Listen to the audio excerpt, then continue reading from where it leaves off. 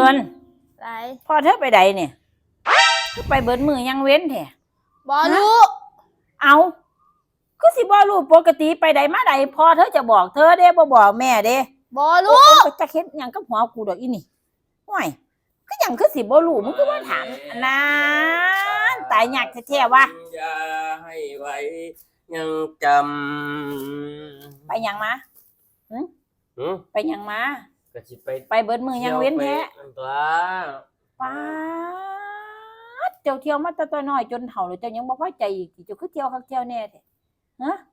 รุ่นนี้มันต้องรุ่นทำมาหากินเลี้ยงครอบครัวบ่แม่นรอฮอนถือขวัญเหล่าย่างอ้อมบ้านอ้อมซานแบบนี้อุ้ยเปลี่ยนนามสกุลนี่เจ้าใหม่จักบาทซะดอกเฮ้ย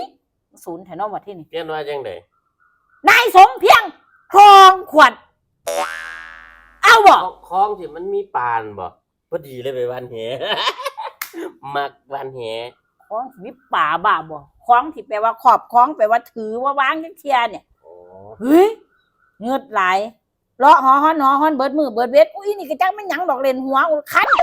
เฮ้ยเจ้าอย่าเลาะข้างไหนแม่อยู่บ้านมอแม่พาลูกพาเมียทำมาหากินบ่แม่นสิไปแบบนี้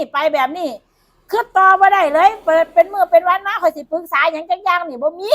ทางอย่าคิดว่าข่อยสิได้ปรึกษาเจ้าเฮ็ดหยังข่อยก็ต้องคิดเอาเองเบิ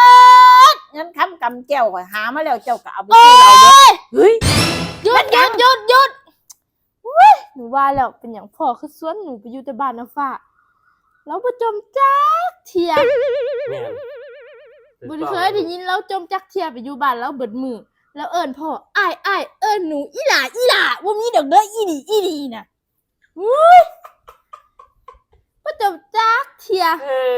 มันตายกันเนาะเนาะเล่นผมแล้วก็บ่เคยว่านี่หยังจมเบิดมือไปเขาไปอยู่บ้านน้ำฟ้าดีกว่าไปที่เราเฮ้ยอยู่นี่บ่คือมาทางคนจมบ่มีผู้ใดอยู่นำเขา